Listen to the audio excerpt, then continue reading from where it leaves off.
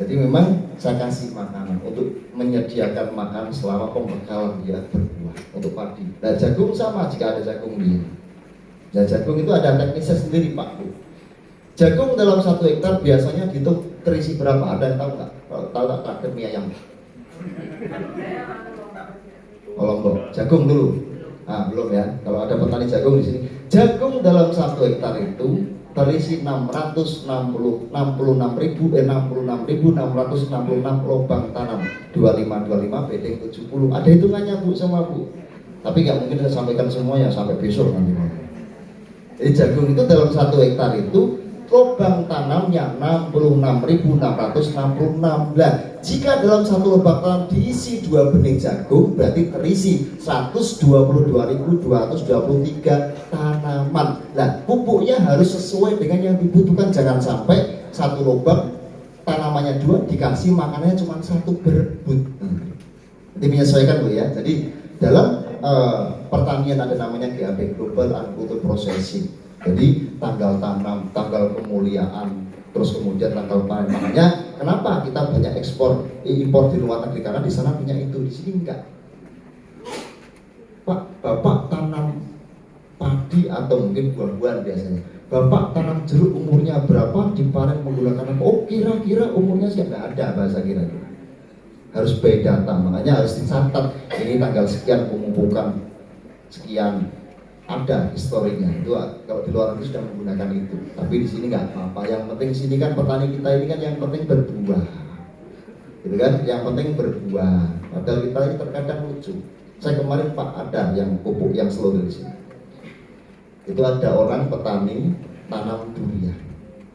Nah dia bilang, lihat di testimoni ngomong, testimoni ada yang 1 bulan, 2 bulan, 3 bulan sudah berbuah duriannya ditanam slow release, pakai pupuk slow release. Terus kemudian dia komplain Pak ke saya, Pak, katanya di testimoni orang-orang bilang 2 bulan, 3 bulan sudah berbuah. Punya saya kok 7 bulan baru berbuah. Tak tanya, Pak, boleh tanya? Oh silahkan Bapak tanya.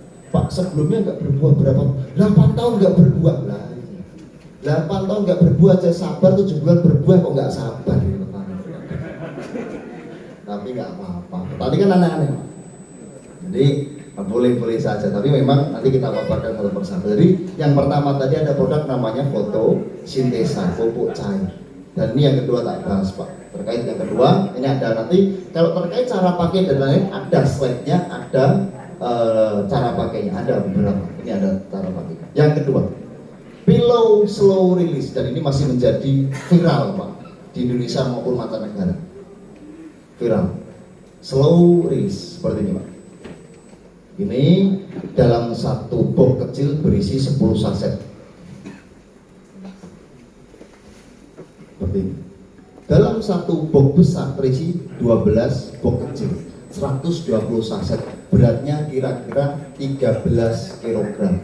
Itu jika sawit mengacu pada tanaman 120 pohon, cuman butuh 1 dus berisi 13 kg.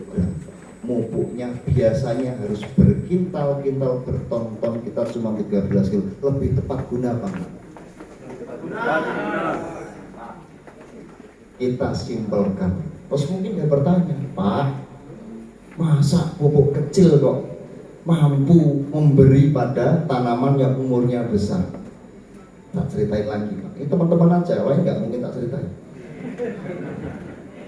Saya dulu juga, perusahaan saya berdiri 2013. 2014 kami dapat kontrak pupuk yang sampai beribu-ribu ton. Kemudian ada rekan saya, sahabat saya punya perkebunan, saya nggak mungkin menyebut Pak ya, mereknya nggak enak. Bro, bisa nggak bikin pupuk yang kecil sehingga kita nggak harus pakai tongkang kita sendiri untuk pengirimannya? Kosnya besar. Kita harus ngangkut berton-ton, ribuan ton, berat sekali ongkosnya. Bisa nggak? Bisa. Bisa. Lah, sekarang itu pun tak rilis di PDB. Jangan sampai orang ngomong yang besar aja pengen simpelkan, ini yang kecil malah pengen besar lagi. Loh, nggak tepat lagi.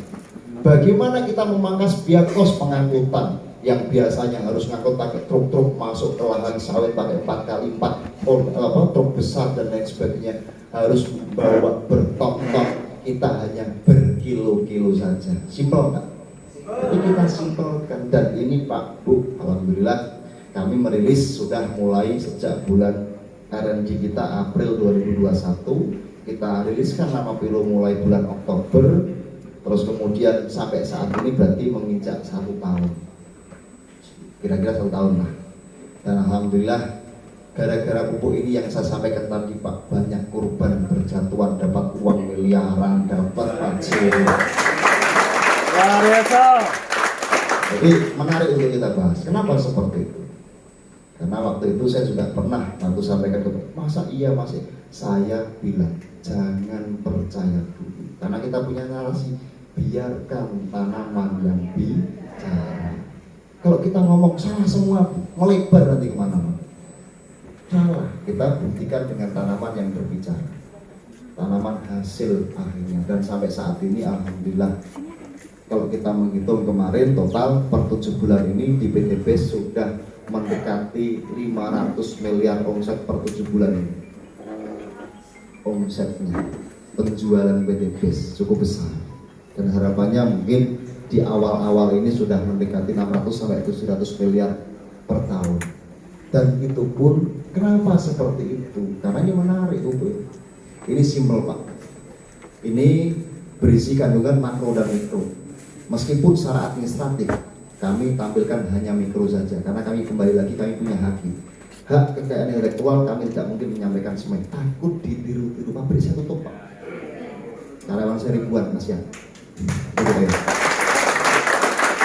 artinya kami punya hak hargai hak kami. Jadi kami nggak mau menjawab terkait lain-lain, tapi kami menyampaikan secara personal bahwa ini secara semuanya kita makro dan mikro, majemuk makro dan mikro, N, P, K, T, E termasuk hormon di dalam. Dan ini cara pakainya satu ini beratnya 1 on untuk tanaman-tanaman mungkin di bawah 15 tahun. Di atas itu bisa tambahkan nanti ada fotosintesa boleh, tapi saya bahas satu persatu. Satu saset ini ditanam di sawit ini untuk buah batang besar, dan dampaknya apa? Dampaknya buah berbuah di luar musim, tanaman berbuah di luar musim. Yang bikin sedih, saya punya Pak, saya punya di Kabupaten Semarang daerah Sumowono itu punya alpukat, nggak banyak, berapa ratus pohon. Itu yang menarik, tanaman saya 2 bulan 3 bulan sekali panen. Yang bikin sedih Pak, nggak enak tetangga saya nggak pernah panen. Saya 3 bulan sekali panen. Sedihnya apalagi capek itu, ngitung duit nggak selesai. Karena menarik gitu loh. Ketika kita nggak ada, kita ada. Barang nggak ada, kita harganya mahal nggak? Mahal. Contoh simpelnya sih, kalau di sini mungkin sentra durian, tapi kalau di kota-kota lain, kalau sini nggak lagi musim durian, ada nggak durian? Nggak ada. Tapi kalau musim durian pinggir jalan banyak Bu ya, durian. Saya sering makan di samping Sogo itu durian banyak. Jadi kalau nggak musim ada nggak? Di mall ada nggak? Di mall nggak ada, yang bilang nggak ada berarti nggak pernah ke mall. Ada. Di mall ada dari mana? Dari Thailand, montok, karena Thailand menggunakan teknologi buah di luar musim.